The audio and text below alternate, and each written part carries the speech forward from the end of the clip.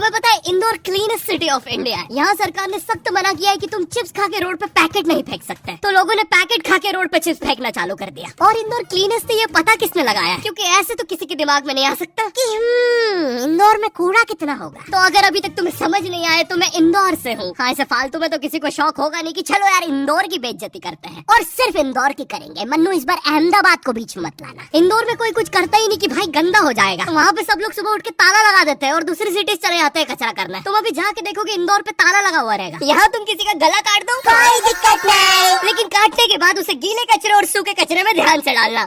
400 लोगों को टपका दिया, 300 बच्चों को उठवाया, 5 बवासीर वाले अंकलों को बिठवाया। आज तक मुझे कोई पकड़ नहीं पाया, तुमने कैसे पकड़ा?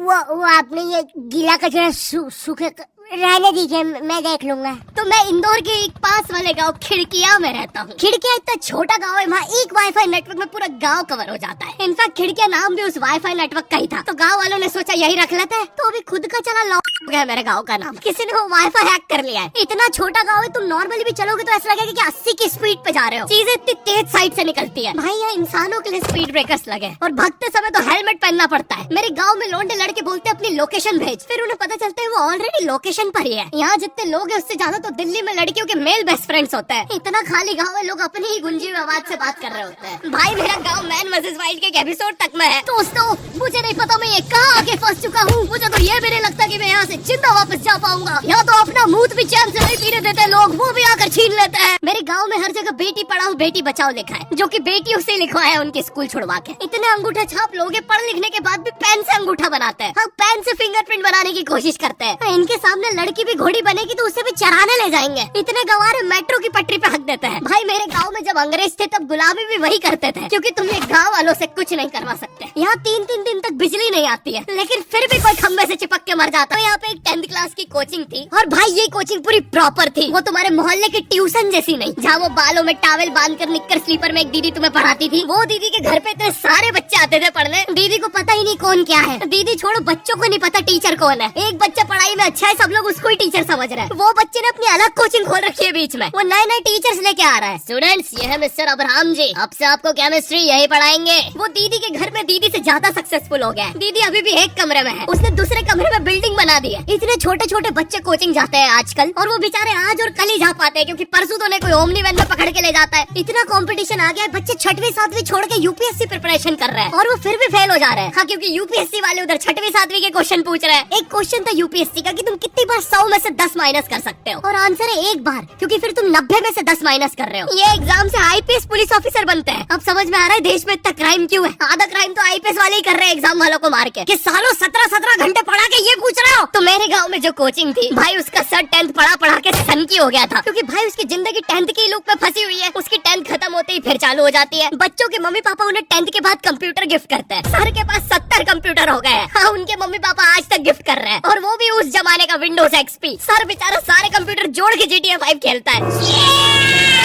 सर इतना 10th क्लास में है, वो कोचिंग के बाद अपनी कोचिंग की लड़कियों के सामने बाइक से स्टंट मार रहा होता है। देख कोमल, राज ने तो सबको पीठ पे गुद्दे मारे हैं, तू कोई नई नहीं है।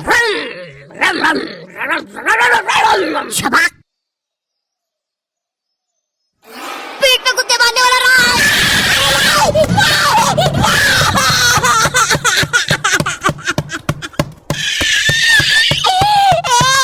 मेरी कोचिंग के बाहर हर साल एक बड़ा सा बैनर लगता था, उस पे जिस बच्चे के 90% बनते हैं उसकी बड़ी सी फोटो लगती है, और जिसके 60% बने हैं वो बड़ी सी फोटो लगा रहा होता था। वो 60% वाले बच्चे की इतनी सी फोटो आती है कोने में, वो भी खिल्ली से कूटी हुई। हाँ, बैनर के बाकी कोनों को ग्लू से चिपकाया है, बस इसकी फोटो पे खूंटा ठोक रखा है। और हर कोचिंग में ना एक पैटर्न जरूर होता है कि आगे वाले बच्चे का तो कंफर्म है, वो तो टॉप करेगा ही करेगा। उसकी तो हाथों की रकीलों तक में 96% बना है। मुझे दिखाया उसने, मैं डर गया, बाद में ट्यूमर निकला वो।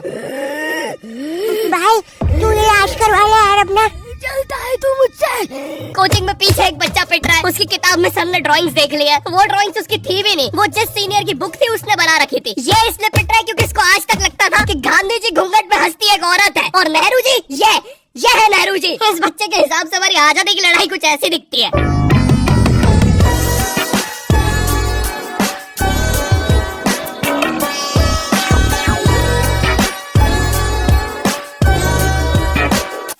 हमारे बोर्ड एग्जाम्स।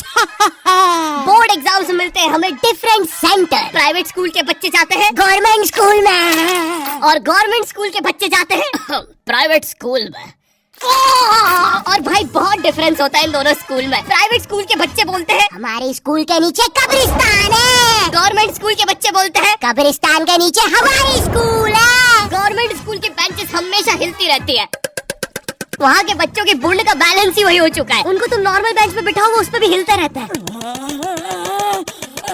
और भाई यहाँ की टॉयलेट, ये बस टॉयलेट के लिए यूज नहीं होता है। अरे तुझे श्रेया का नंबर याद है क्या? चल मेरे साथ। कहाँ? अरे बाबा यहाँ तुझे किसी भी लड़की का नंबर मिल जाएगा। श्रेया अग्रवाल, श्रेया बंसल, श्रेया शर्मा, श्रेया राजा ने मिल गया। अरे लेकिन ये तो बंद है। अरे तो टेंशन की क्या बात है, इधर आइए ना, इधर बाकी नंबर भी है, चेक करिए। श्रेया जियो, श्रेया एयरटेल, श्रेया आइडिया। हेलो श्रेया। हाँ बोल।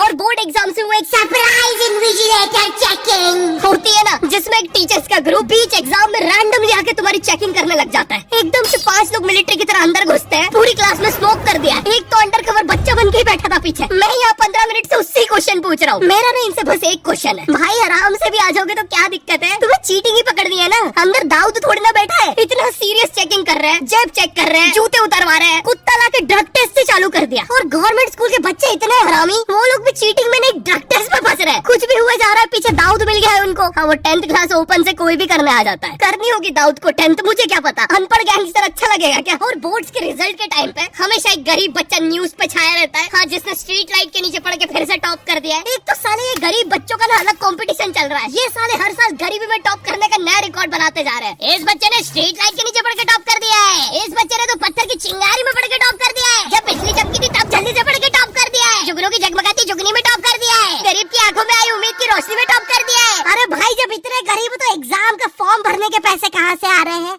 अब इसकी जो जल रही है उसमें भी